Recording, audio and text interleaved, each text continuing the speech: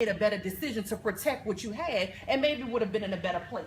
I'm grateful that I was introduced to a concept in that time that allowed me to earn more money than I had ever earned before. I earned 7 figures in that period, guys. That was absolutely phenomenal, and it came because I helped so many other people to earn money as well. What am I saying? We're coming into another period. I believe in a 7-year cycle. I believe that every 7 years something happens, especially in the financial world.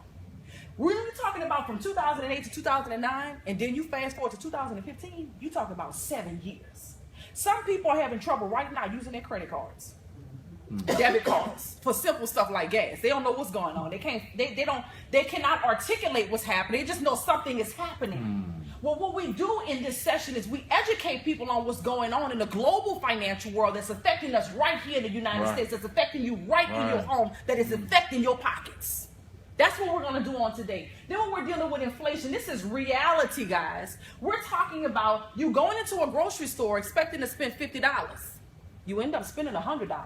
But when you look in your basket, all you have is about $20 worth of groceries.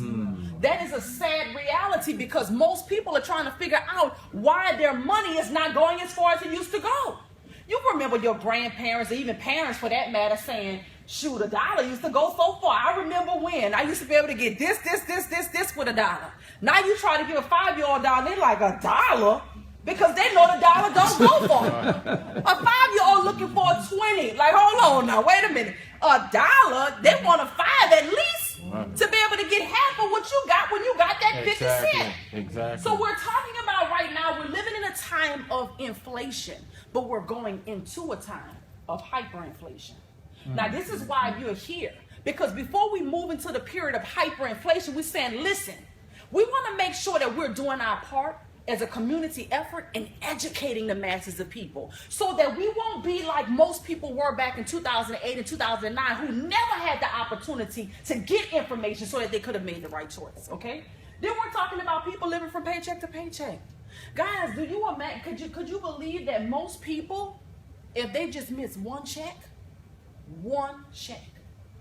they're in serious trouble. They may not be able to feed their families. Then you're talking about half of Americans are on some type of government assistance. You know, I posted something on my Facebook page recently, and it talked about, it came from Fox. Fox News reported that by 2016, they're expecting for Social Security for disability to be completely ran out. Wow. By 2016, a few months away. This is what they reported. Now, here's what I know. I'm a global ambassador with the United Nations at large. That means that I'm privy to some information that most people may not get. I know this for a fact. If they announce it on the news, then it ain't because they just found out about it. They're just not ready for the masses to know. So what I'm telling you is why you're just not hearing about disability for Social Security, what you have to understand is there's several other government assistance that's on that list that are already being swiped off, that they're preparing for. In fact, they did a test in Louisiana recently. You had a few people that were in the grocery store preparing to get groceries and the baskets was left in the aisles because their food stamp card didn't work. It was a test. You got military assistance already set up right now because they're preparing for the chaos that's going to come forward when these things happen to the masses of the people. You see, here's the sad reality. I'm from New Orleans, Louisiana. You got a lot of people who, I love how Dawn $1 Million Wilson says it. She said, you know, a lot of times we talk about in God we trust. But the reality is, it is in Gov we trust. We believe that our government is not going to leave us hanging. Well, maybe my philosophy is a little bit different because of what I experienced. I went through Hurricane Katrina.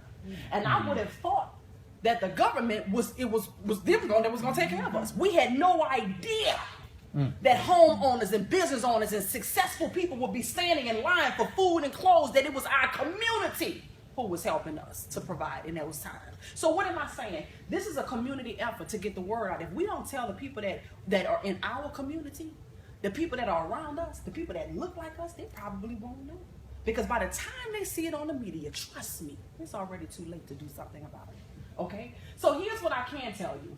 There are people like Sean Diddy Combs, Alan Greenspan, Queen Elizabeth, Robert Kiyosaki, one of my greatest mentors. This is a gentleman that I still look at his YouTube videos to today. In fact, I just recently found some information at home from a couple of the conferences that we went through. This man was so powerful, he believed in dying empty.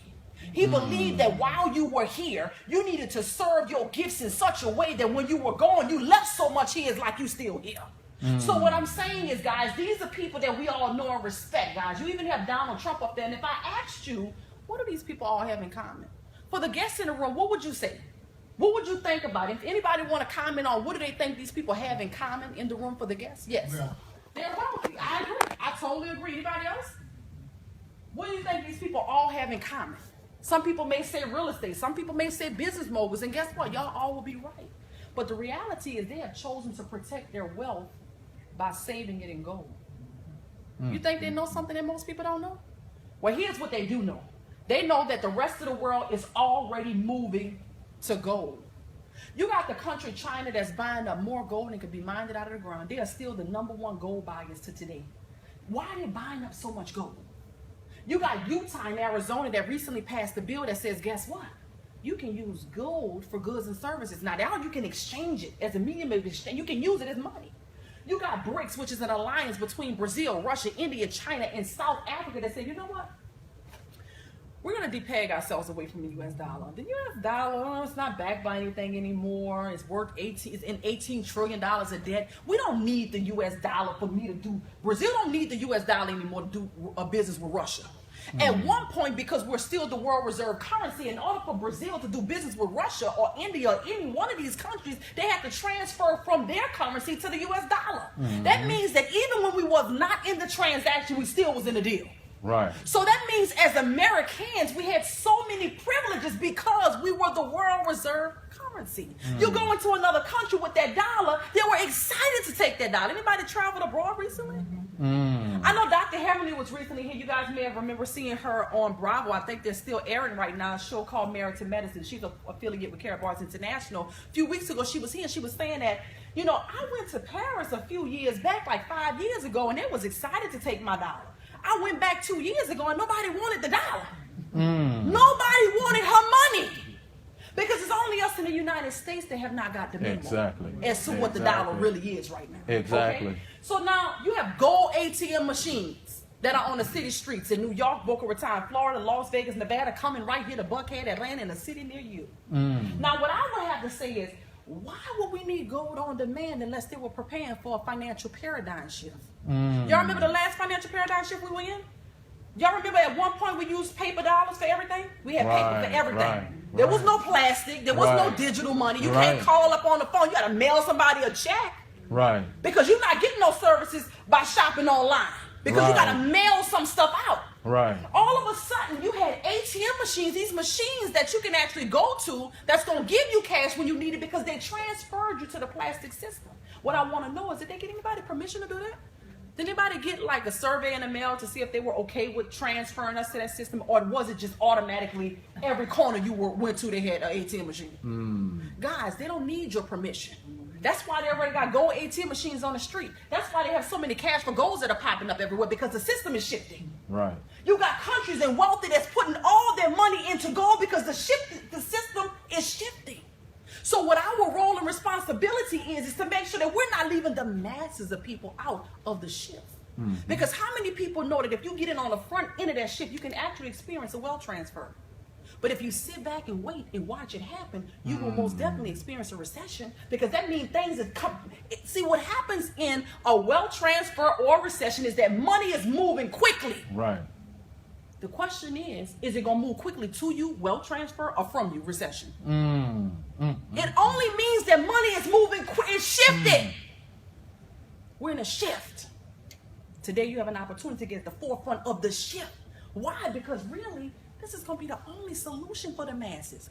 I recognize that when you talk about gold, usually it's a conversation only for the wealthy. In fact, when I got involved, you know, one of the reasons I got involved was because I wanted to have some gold in my safe, like the wealthy people on TV. You see the rich people on the movies? What they got when they open up their safe? They never just have paper in there. They always have these bricks of gold.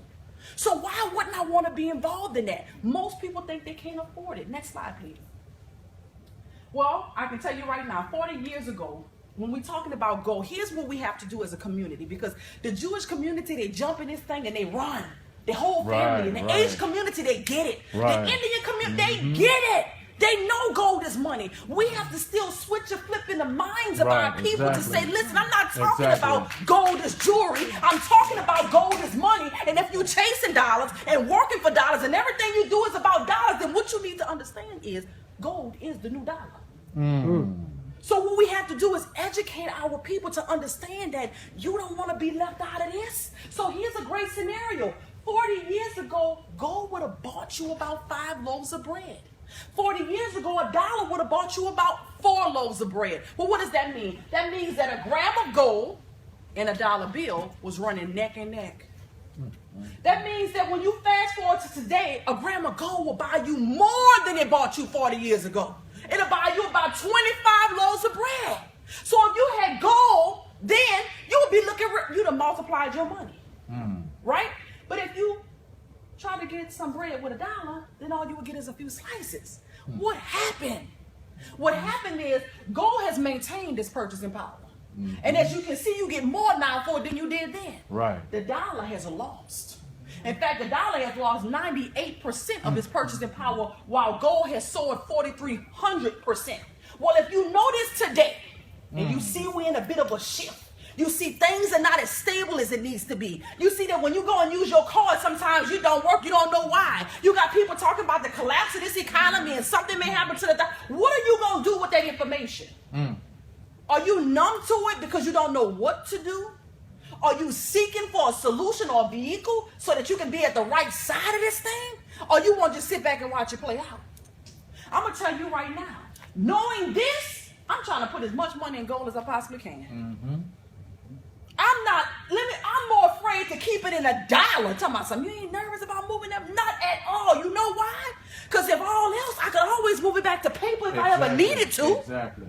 Why would I want to hold a declining dollar? And I already know that I cannot purchase today with $100 what I was able to purchase just a year ago. And you talking about saving money. How much you talking about saving?